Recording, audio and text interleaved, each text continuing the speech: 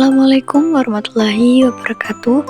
Perkenalkan, nama saya Adinda Kayla Salsabila dengan NIM 8781966382. Di sini saya akan mempresentasikan tentang sejarah kelahiran Pancasila, pelajaran dari sejarah Pancasila bagi generasi muda.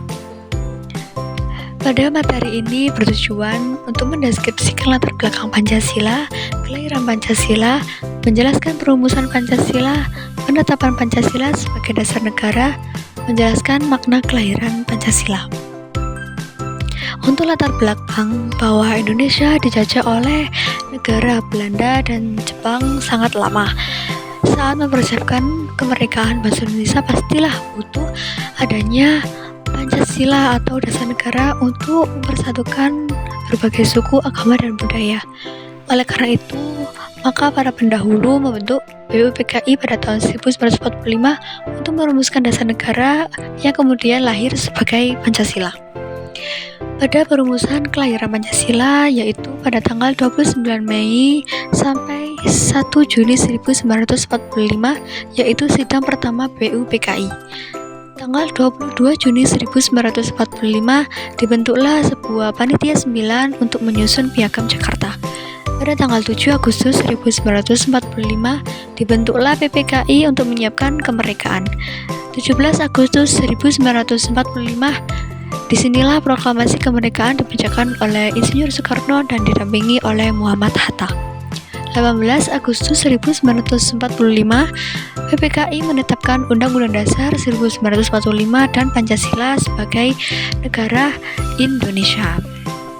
Dan sidang BUPKI ada 3 yang mengemukakan pendapatnya tentang dasar negara, yaitu Muhammad Yamin, Supomo, dan Insinyur Soekarno.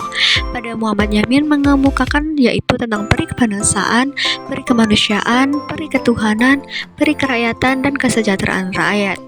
Dan Supomo, persatuan, kekeluargaan, keseimbangan lahir, batin, musyawarah, dan keadilan sosial. Oleh Insinyur Soekarno tentang kebangsaan Indonesia, internasionalisme atau peri kemanusiaan, mufakat atau demokrasi, kesejahteraan sosial, dan ketuhanan.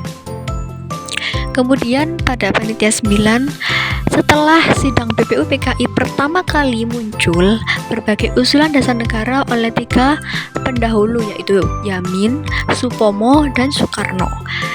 Untuk menyatukan perbedaan, maka terbentuklah sebuah panitia 9 pada tanggal 1 Juli 1945. Pada tanggal 22 Juni 1945, panitia 9 menyusun kembali naskah yang dikenal sebagai nama Piagam Jakarta.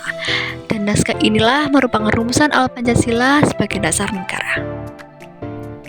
Pada Piagam Jakarta berisikan bahwa ada 5 sila atau 5 isian, yaitu 1. Ketuhanan dengan kewajiban menjalankan syariat Islam bagi pemeluk-pemeluknya. 2. Kemanusiaan yang adil dan beradab. 3. Persatuan Indonesia. 4. Kerakyatan yang dipimpin oleh hikmat kebijaksanaan dalam permusyawaratan perwakilan. Dan 5. Keadilan sosial bagi seluruh rakyat Indonesia. Kemudian pada proklamasi kemerdekaan negara Indonesia, setelah negara Jepang menyerah, ditempatkan pada tanggal 15 Agustus 1945, bangsa Indonesia segera memproklamasikan kemerdekaan. Pada tanggal 17 Agustus 1945 oleh Insinyur Soekarno dan Muhammad Hatta. Kemudian membacakan teks proklamasi di Jalan Pegangsaan Timur nomor 56 Jakarta. Dan proklamasi menandai bahwa lahirnya negara Indonesia merdeka dan membuka jalan bagi penetapan Undang-Undang Dasar 1945 dan Pancasila pada tanggal 18 Agustus 1945.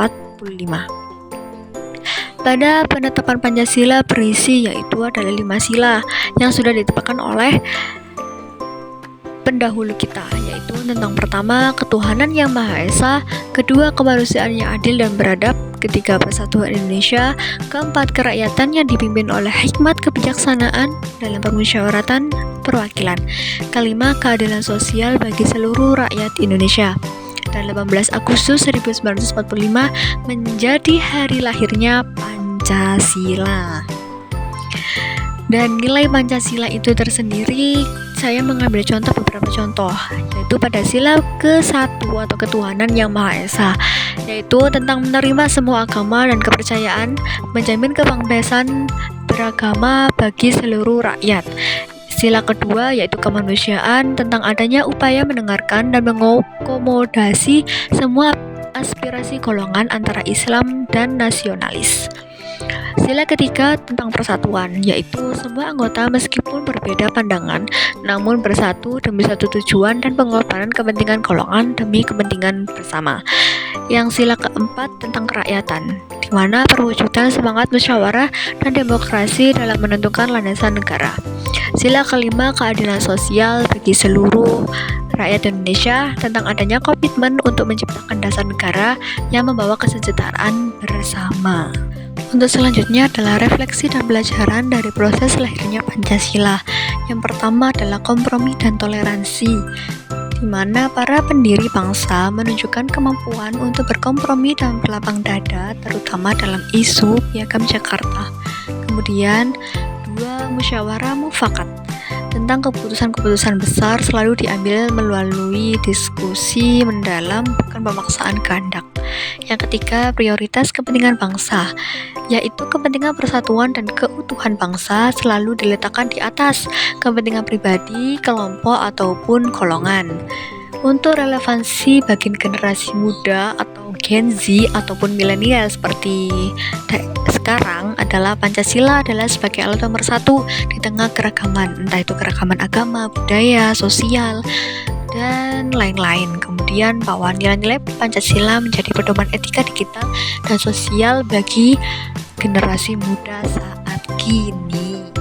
Selanjutnya tentang relevansi Pancasila bagi generasi muda masa kini. Ya, pada nilai Pancasila yang pertama yaitu ketuhanan yang Maha Esa, mendorong sikap toleransi beragama dan anti radikalisme di dunia maya maupun dunia nyata. Karena sudah seringkali saya melihat beberapa ujaran kebencian ataupun radikalisme antara agama satu dengan agama lainnya. Kemudian yang kedua tentang kemanusiaan yang adil dan beradab, menjunjung kesetaraan gender, anti-bullying dan melawan hoax atau fake news yang terjadi digital masa kini. Yang ketiga, persatuan Indonesia, menjaga persatuan melalui kebinekaan, bangga dengan budaya lokal dan anti separatisme. Yang keempat, kerakyatan yang dipimpin oleh hikmat kebijaksanaan dalam permusyawaratan perwakilan, berpartisipasi aktif dan kritis dalam politik. Contohnya dalam mengikuti pemilu, pemilihan presiden ataupun DPRD dan lain-lainnya, serta menyelesaikan masalah dengan diskusi sehat, tidak dengan kepala yang sangat panas dan beronta-ronta.